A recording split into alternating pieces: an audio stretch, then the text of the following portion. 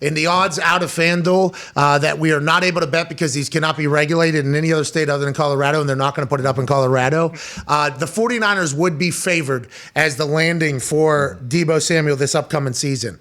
The Jets plus 350. That's the Bob Saleh thing. And also they were in on Tyreek Hill. Yeah. So you would think that the Jets would want a weapon, and they know Deebo Samuel rather well. Colts plus 400. Here we go. Here we go. This is the Colts. This is the FanDuel Sportsbooks odds makers creating odds for this if they had to create odds, even though we're not able to bet on it. So shout out to FanDuel's odds makers making something that doesn't matter to them at all. Saints plus 800. Packers plus 950. Here we go, boys. Chiefs plus 1,200. Cowboys plus 1350. Now, the Cowboys are an interesting one because Deebo Samuel, he liked a tweet. Yeah, what? A Cowboys tweet? Yeah, he did. He liked the tweet, basically putting him to the Cowboys. Getting an update now from the internet world, if you would like that. He unliked that tweet as well. Oh, no. Because did that give away leverage for Deebo Samuel? Everybody thinking he wants to go to the Cowboys, or other teams not getting interested, or other teams not getting involved. A couple follow-ups here. We don't believe Deebo has a no-trade contract or clause in his contract, so the Niners could potentially trade him to anywhere.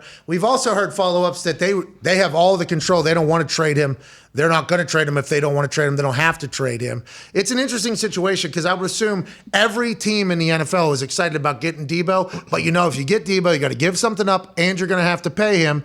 And if you want him to be a running back, which is what we've seen him also play and be dynamic as, you're going to also have to pay him on top of that and wide receiver thing. That's how I view it. I might be wrong. I agree with you 100%. And I think it's rare that a player is universally beloved. And I think Deebo Samuel last year was universally beloved by pretty much every fan base besides probably the ones in the NFC West. And I think that was because of how he plays and how he is a bowling ball. And he was playing that running back position because a lot of the 49ers running backs got hurt last year. But I get where he's like, if you're only going to pay me wide receiver money, I'm only going to do wide receiver things. Is there any way that you can put in his contract incentives, be like, for every 10 carries, you get an extra $1 million or something? The amount of incentives that are in contracts, I think we're kind of exposing now as we go through these contracts being announced. Like, hey, he just signed for 6 years, $120 million. Now, the $100 million of that is all have to be earned and blah, blah, blah. I would assume there's easy ways to add a percentage of run plays bonus. How much of what happens to the run game if he comes in there? How often does he get the ball behind the line of scrimmage? There's all those things that they can put in there.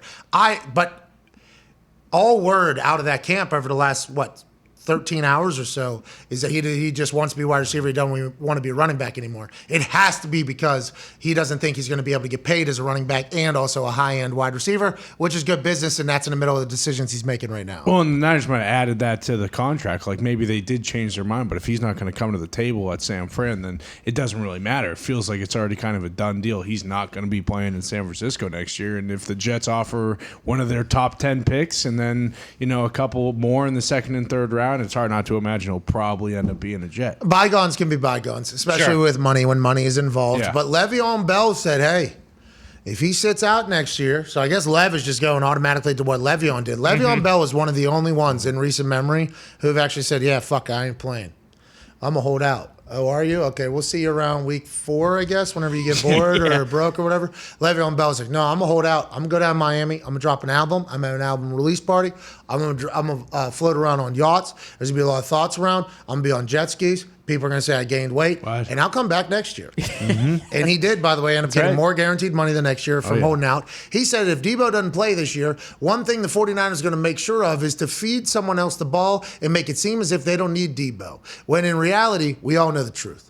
But if Deebo doesn't play, they'll try and make it seem like the backup is just as good. This is Le'Veon Bell saying this is the bullshit of the NFL. Because Deebo, if he does hold out, Deebo is basically getting punished for doing too much and helping the team win. Deebo just needs to stay out of the backfield. That's Le'Veon Bell saying if they're not going to pay you to take the hits that the running backs take, don't fucking do it. It's real, though. That is a good business tactic. Now, if Shanahan and that offense find somebody else that is a wide receiver, and they start hammering him that ball and giving him the ball, and they start having a glimmer of the success that Deebo was having. What Le'Veon Bell is saying is they're going to try to devalue Deebo Samuel if he does sit out and leave. And I would assume he's saying just like they tried to do to me, basically, in Pittsburgh. I don't know if that's what happened in Pittsburgh. I don't recall that happening, but that would be something that a spiteful team or a spiteful coach or GM would attempt to do, because it's probably best for business to have a wide receiver that can run the ball just like Deebo was able to do it, and it makes them look a lot smarter than the player Deebo Samuel. Follow-up. If he holds out, that means they wouldn't trade him. Yeah. Are we at a time now where people wouldn't just trade somebody? I feel like we are in a time now where everybody trades everybody. I think so, especially with you get this close to the draft and a team just does say, fuck it, hey, we'll give you a top 10 pick. It's like, all right, well, let's do it. That's awesome. You can get a replacement so easy. Like if you get a top 10 pick, you're going to get one of those top 3 wide receivers most likely too. Yeah, you think that's a replacement for Deebo Samuel? That's what Le'Veon Bell was just saying. Yeah, I mean, that's literally what Le'Veon Bell was just saying, Connor. Definitely not someone that equals Deebo Samuel, but they have an unbelievable rookie running back from last year, Elijah Mitchell. Like if they're just trying to replace him at wide receiver, and then you get that 5-year contract on a rookie deal, like it definitely gives you a little more breathing room than a $30 million, maybe $25 million a year Deebo would There's warrant. zero chance the Colts get him because we got Jonathan Taylor in the backfield, but we do need weapons. But Jarvis Landry's still out there. Odell Beckham Jr. is still out there. I mean, there's a lot of weapons still out there. Not that Deebo's market will not be a big one. I feel like a lot of people want Deebo on their team, but at this stage, with what they know it's going to cost, I wonder what's going to happen in this whole thing.